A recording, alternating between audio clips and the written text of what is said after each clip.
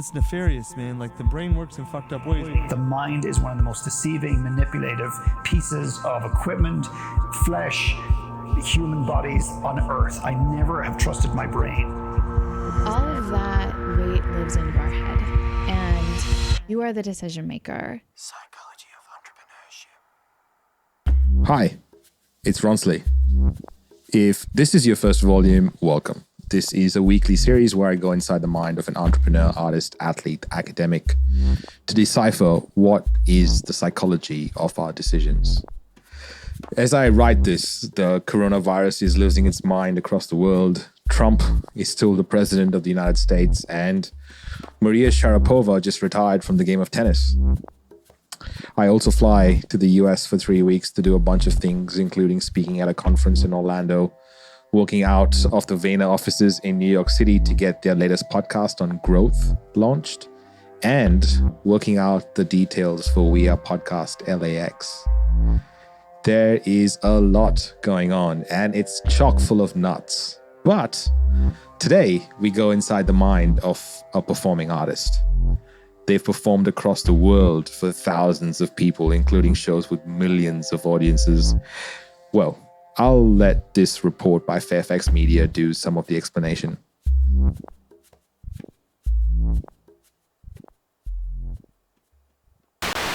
Our next guests are a great band from Australia who are here to make their American television debut with their #1 hit, Geronimo. Please welcome Sheppard. It's a major breakthrough for Brisbane band Sheppard, performing live on The Ellen Show, which has a reach of 3 million viewers per episode on daytime TV. So say Geronimo, say Geronimo, say Geronimo, say Geronimo. Geronimo was recorded in Brisbane and was #1 on the Australian charts for 3 weeks earlier this year.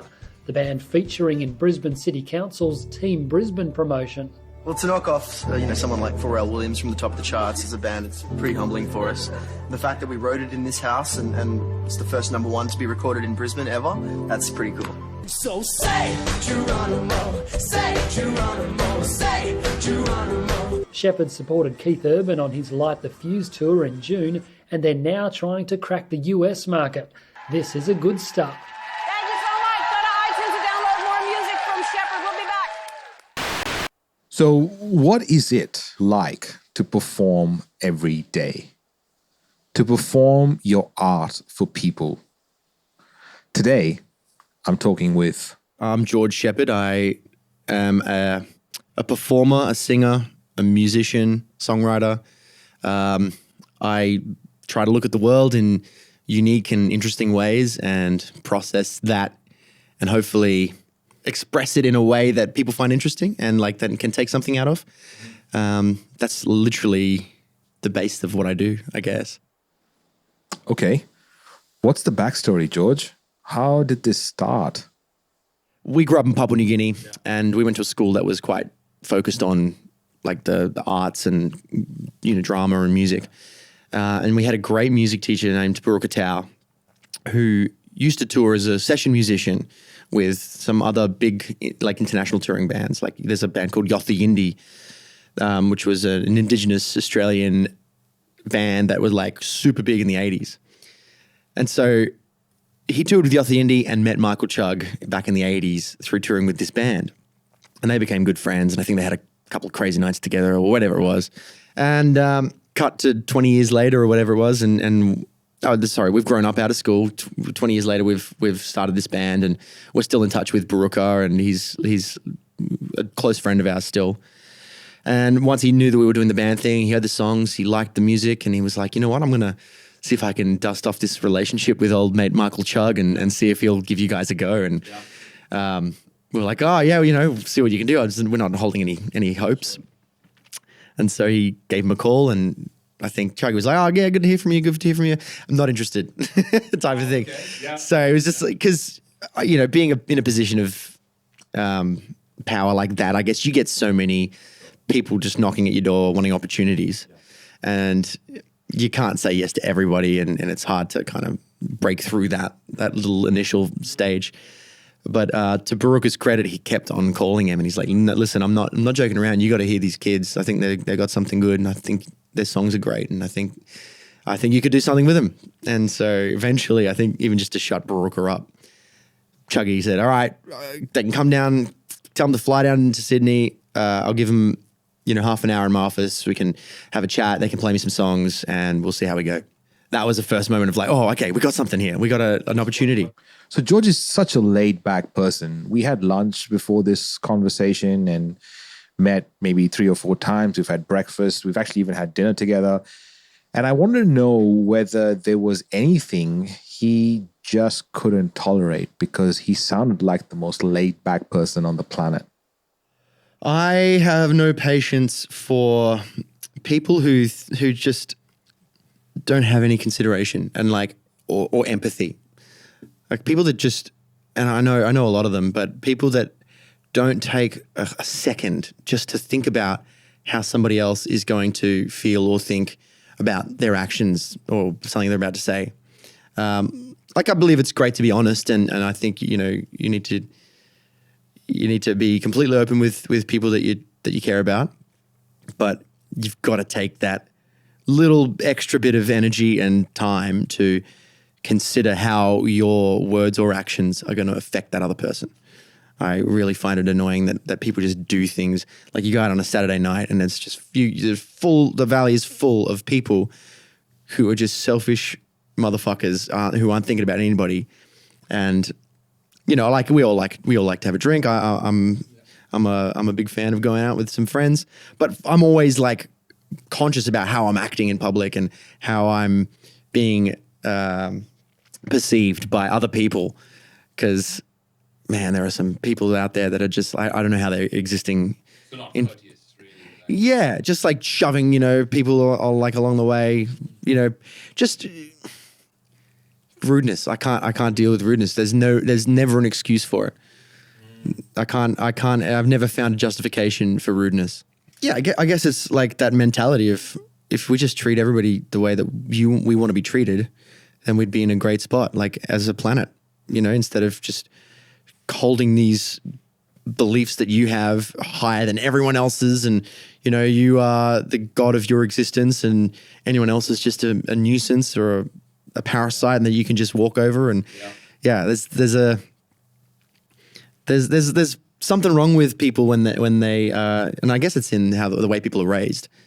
I had a very caring mother who was very strict on me about, always saying please and thank you. And whenever I went to somebody's house, I made sure that I helped clean up and, thanks for having me and, all of that stuff, which I guess not everybody has. And the people that don't have it, they just don't have that empathy or consideration for other people and how their actions might be rude or annoying. Being rude comes from somewhere. Every action that makes us rude has come from a sense of inferiority. We kind of justify our rudeness in certain situations because we feel we've earned the right to be rude in that situation. Maybe it's about something Alfred Adler speaks about it in his work. And I'll let Dr. Sherry Walling from Volume 2 explain.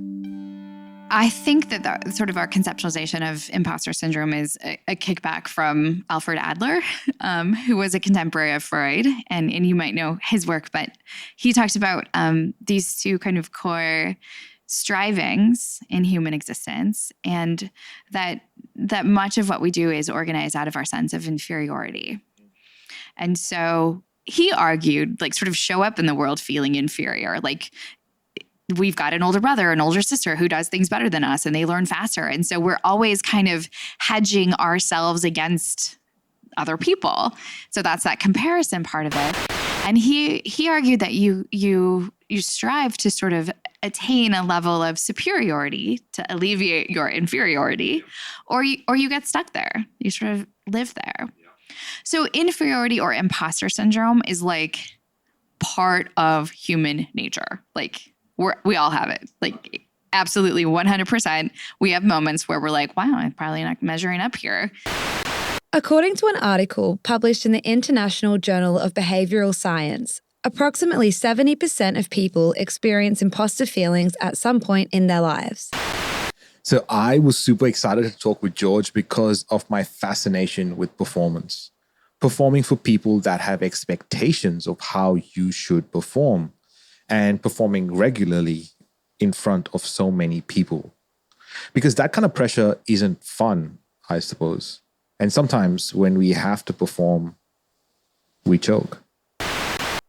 Choking can be looked from a bunch of different angles, because sometimes you do everything right and you still fail, or you still don't succeed the way that you want. And I don't consider that choking.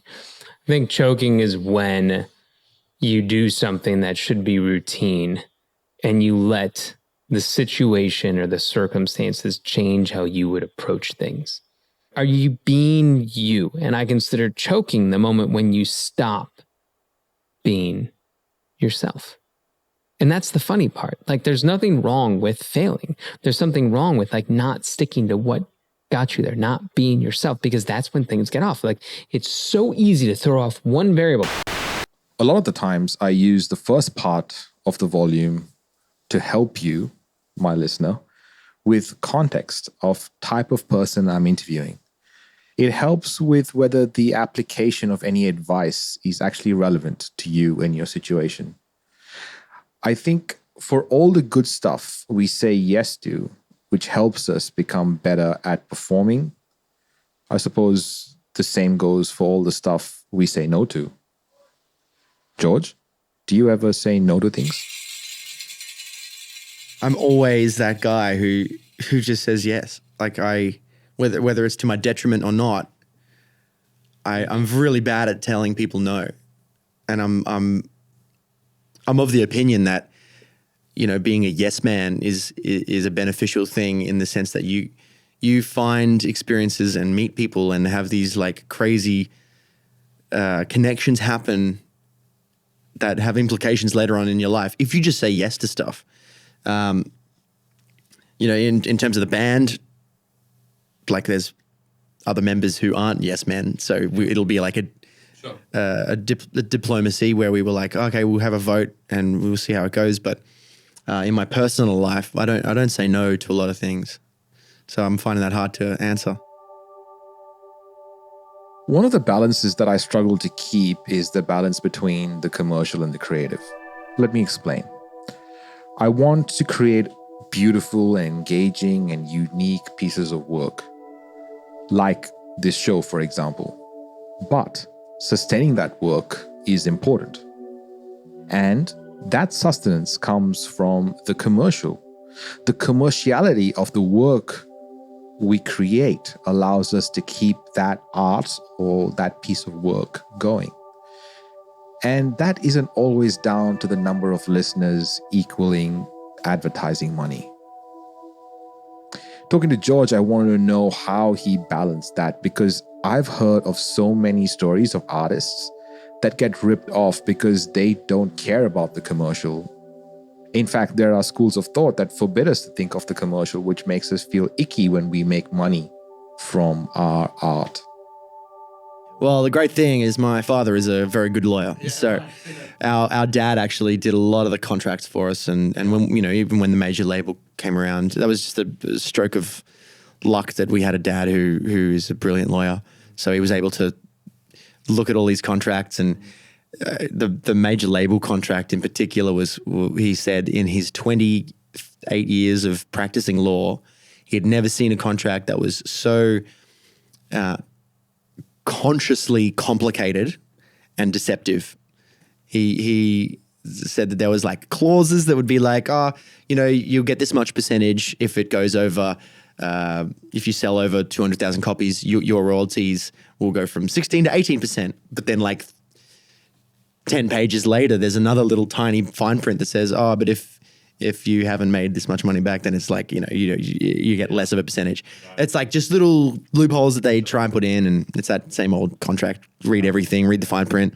But he reckons that the music industry major label contracts are just very, purposefully trying to screw artists over. Because if you think about it, artists aren't business people. They don't really know how contracts operate, and they don't have any money to pay for lawyers. They're all usually on the bones of their ass, desperate to have any kind of music record deal, and they'll just sign anything. So they've taken advantage of that. The team we build around us and the potential of what that group of people could achieve is only as good as the weakest or strongest member of that team. So even if George, as an artist, wrote the best songs, it only matters if all the band members perform well in that instance. And even if they perform at their best, their sustainability and their ability to make more art comes from the lawyer that works in their best interest, and so on. So with all this, and with the pressure of performance, does the imposter come out to play? Do you feel any of that, George? It's very easy to feel like that, because especially for me, when I came from the acting side of it, like I hadn't grown up wanting to be a musician, playing rock guitar in my bedroom from the age of 14. Like I wasn't that guy. So I got into music professionally when I was like 22, 23, and everybody else around me knew way more than me because they'd spent their whole lives, getting prepared for it. And I felt, and I still feel like I'm on the back foot with it all, and I'm trying to quickly catch up and learn as much as I can. So I've got that imposter theory going on, like, oh, I didn't deserve this. I didn't want this from the start, and I only got into it at 22. So why am I now the guy who got to experience all of this amazing success with this song that we wrote?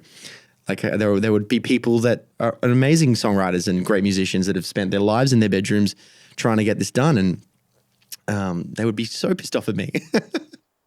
Again, this is key for all of us artists. You can either be pissed off at someone for making their art sustainable, or you can make your art sustainable. And that all comes down to what you consider to be success. I guess, at the end of the day, there's so many factors that go into whether or not a person's going to be successful at what they do. And getting the craft down pat is just one part of it.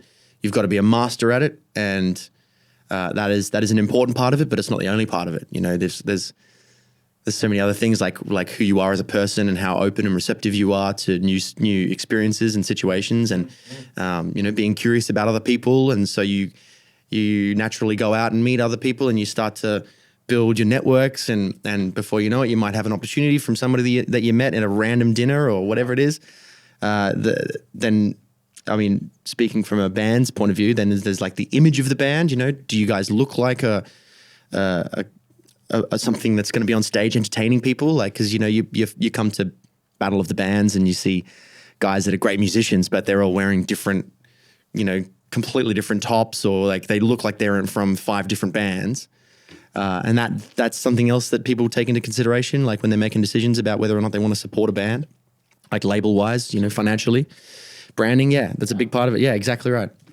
So there's so much that goes into it that you can't just say, oh, I don't deserve this because I got into it late, or I'm not a master of the craft, because there's other ways to kind of get around it.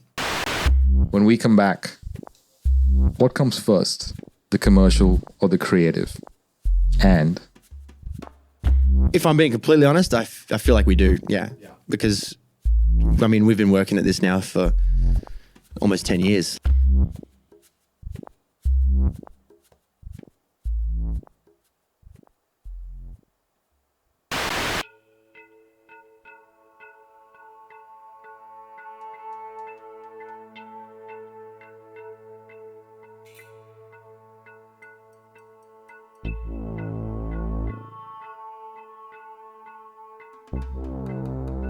Psychology of entrepreneurship. The main objective of this audio project is to bring together entrepreneurs and creatives who share similar values so that they can find the courage to put out their authentic voice for the right people to hear, which allows for them to make their impact on the world. Every great movement started with a memorable speech. For access to full-length interviews, go to psychologyofentrepreneurship.com and click the button. Before the break, we covered the imposter in performance, success in your craft, and saying yes. With so many performances under their belt, Sheppard are a global phenomenon. But what was it like when the whole thing was relatively new? How did you seize your opportunity, George? Well, wait, let me ask a better question. How did you get your first break? And so we went down to Sydney, wearing our nicest Sunday bests, combed our hair nice, and walked into his office, and straight away it's like all of this music memorabilia, gold records on the wall, massive picture of Coldplay from their sold out stadium tour they've done and that he promoted. And it was just like this like really giddy moment where he's like, oh my God, we're here. We're like in the industry. This guy can make things happen for us. So we went in and Michael brought us into the main staff area. We thought we were just going to be performing in his office, but he brought us straight into the main office area where there was like 30, 35 people just sitting at computers. Yeah. And he goes, everybody listen up. This is Sheppard. They're a band from Brisbane and they're going to play us a couple of songs. And we were just like, are you serious right now? You've just thrown us in the deep end. Yeah. We were like, I was shitting myself at that point. I was like, all right, here we go. We'd done like maybe 3 live performances as a band at that point. So it was still very fresh for us and we were very new to it all. We picked 5 songs to sing and we did it acoustically with Jay, our third songwriter. And the 3 of us, it was Amy, myself, and Jason. That was like the band at that point. Yeah.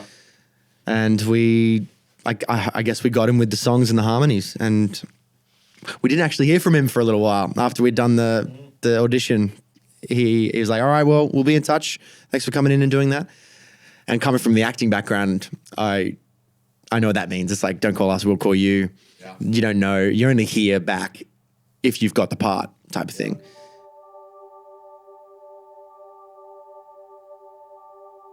When someone doesn't call us back, that is the worst. Because after we put out our art, we want the feedback. And because we put so much heart into our performance, we always hope and want to be accepted and the feedback to be positive.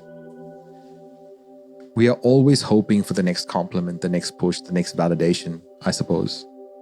Anyway, I digress. Okay, so George, did they call?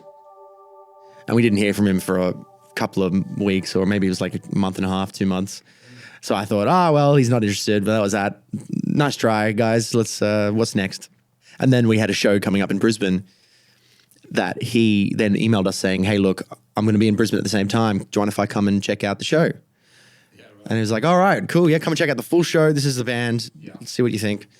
So he brought a couple of his like close manager friends and they all sat in the back, with their hats down, just trying not to distract us the whole time. Yes.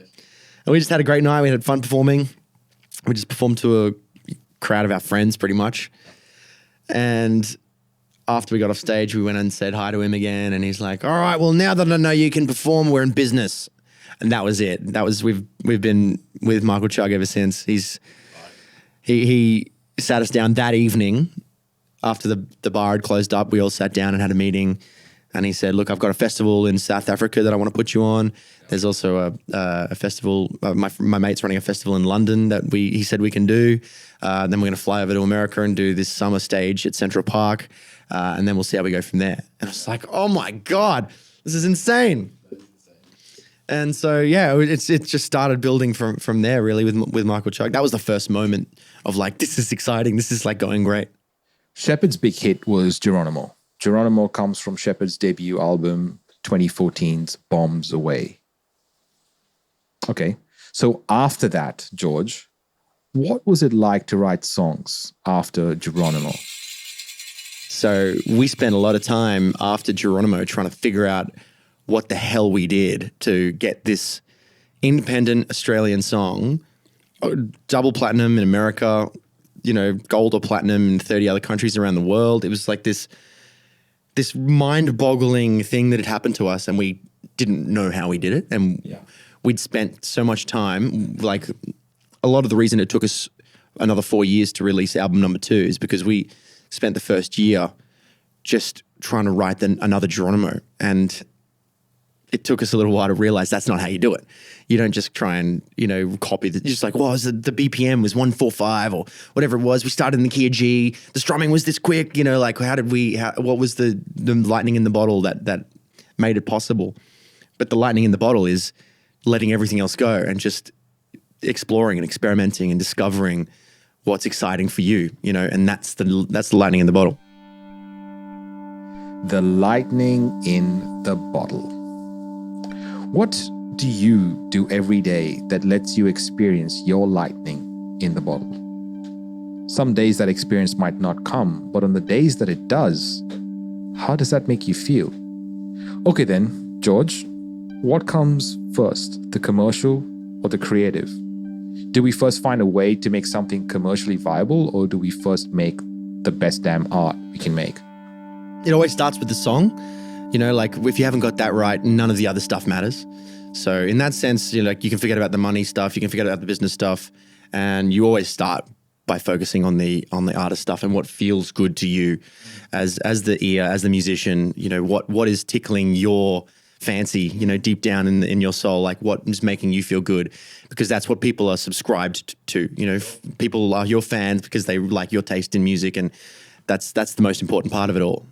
And then I think we went through a big phase where we lost sight of that, and we were just starting to, because once you have success, like commercial success, it changes a lot of things. It changes the chemistry of the band dynamic.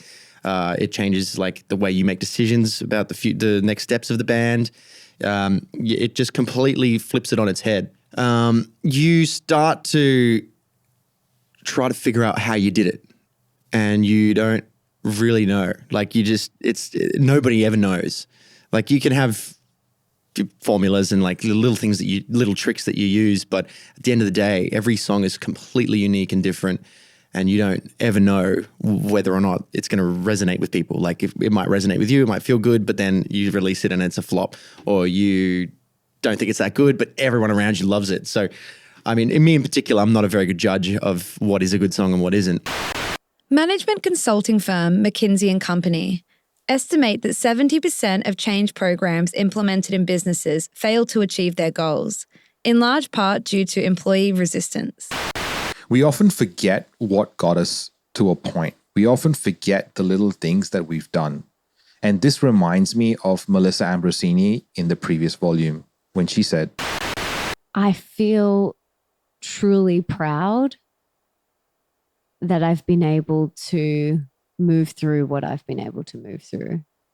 I feel truly proud that I have reprogrammed so much, because I wouldn't have what I have if I didn't.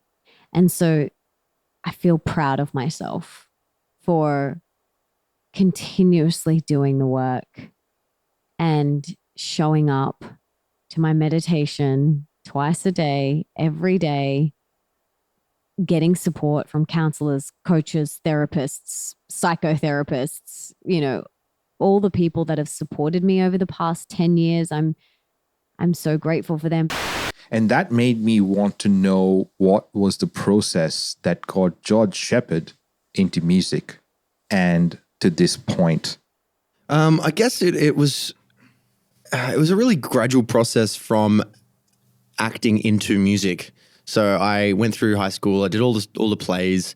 I applied for drama school. I got into drama school in Sydney. I went down there and lived for 6 years, and I just sort of like spent those formative years living independently on my own, just studying acting and having a great time with all these other like-minded creative actors. And like that taught me a whole lot about performing on stage, even now with the music. Like I've taken so much out of that acting course that I now get to use on stage and in like music videos and all that fun stuff. So I do get to tickle that acting bug, which is great. But at some point when we were doing like musical theater, there was like a course that we had to do. I just started sitting down at the piano during lunchtime. So everyone would go outside and have lunch, and I'd quickly eat, and then I'd go inside and have like half an hour or so to tinker away at this piano, which sounded amazing in this hall that we were in. And I just had so much fun, like figuring out chords and melodies on the piano. And, Chris Martin from Coldplay, the way he plays piano was really attractive to me at the time.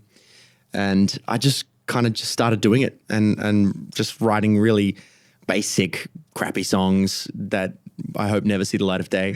And that was like just the inception, the fire, like spark, I guess, for what was to come.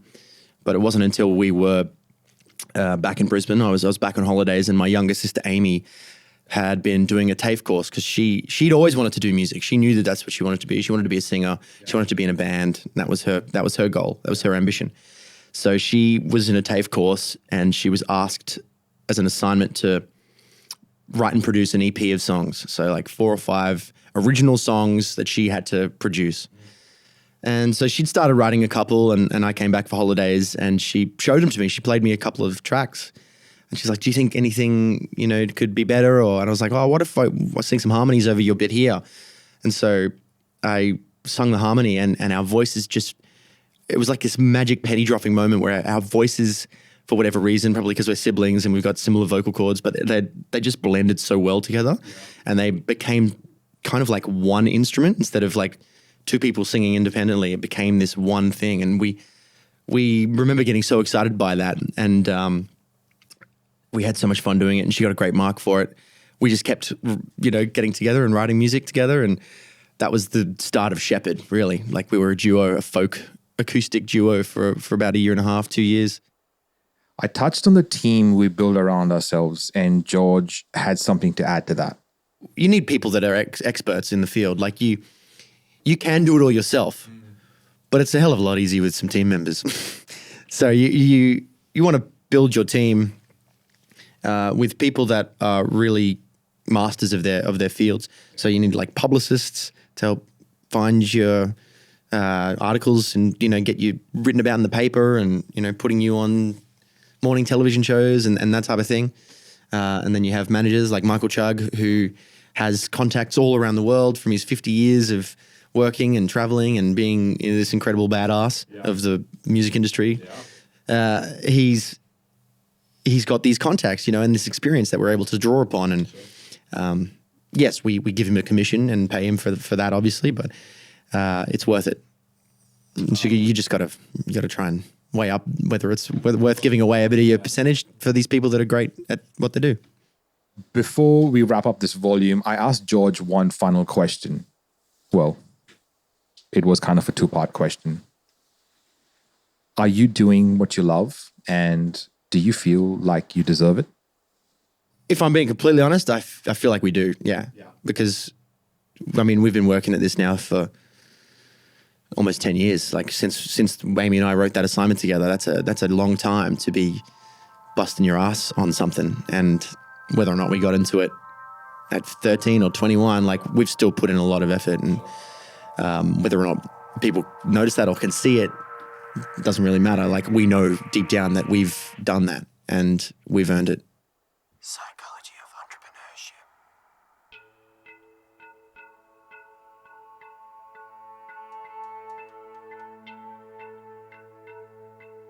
Coming up on the psychology of entrepreneurship. It's drive. You've just got to have it in you. If you don't have it, I don't think you're going to succeed as much as an athlete would.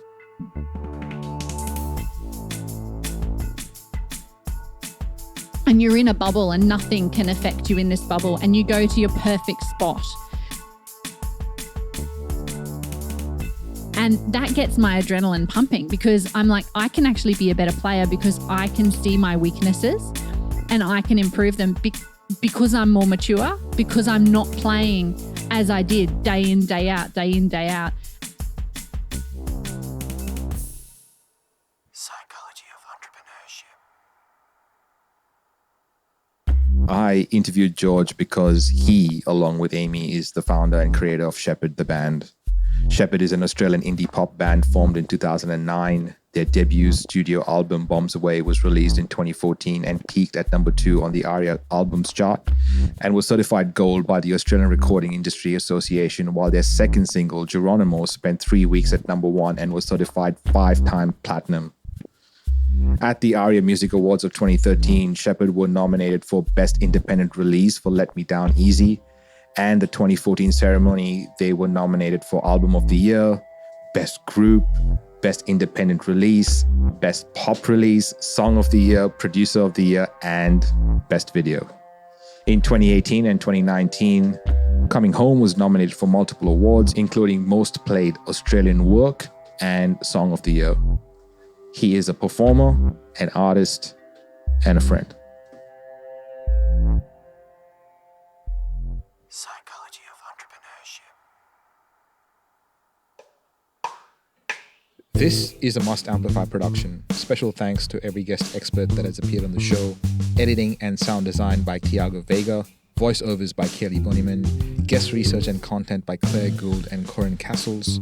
Project managed by Shannon Morrison. Produced and hosted by me, Ronsley Vaz. For more episodes and where to listen, go to mustamplify.com/POE. Hey, it's Kaylee from Must Amplify. I'm the sound engineer for this volume of Psychology of Entrepreneurship. I'm part of the team that made this production come alive. I work as a part of a global team with our studios based in West End, Brisbane, Australia. If you would like a podcasting checklist, email me at kaylee@amplifyagency.media. That's KAILI@amplifyagency.media. We specialize in finding your voice and making sure it's heard by the right people. If you are considering whether a podcast is a good idea for your business, check out our other show on shouldistartapodcast.com. Cancel your plans for April 30th and May 1st this 2020 because Australia's first podcasting conference, We Are Podcast, is back for its 5th annual event. Hosted in Brisbane, Australia, this year's event will be focusing on 15 tactics to grow and leverage your podcast, your business, and your voice. You can bet that you'll leave feeling connected, inspired, and tactically armed with ways to make 2020 your best year yet. How would past attendees sum up We Are Podcast? Connection. Bloody brilliant. Informative. Creative. And it's challenging. I'd say impactful, positive. Supportive. Inclusive. Completely inspiring and focusing. Fun, helpful, and generous. It's a generous event. There's a lot of giving. For more information and to purchase tickets, head over to wearepodcast.com. And that's a wrap.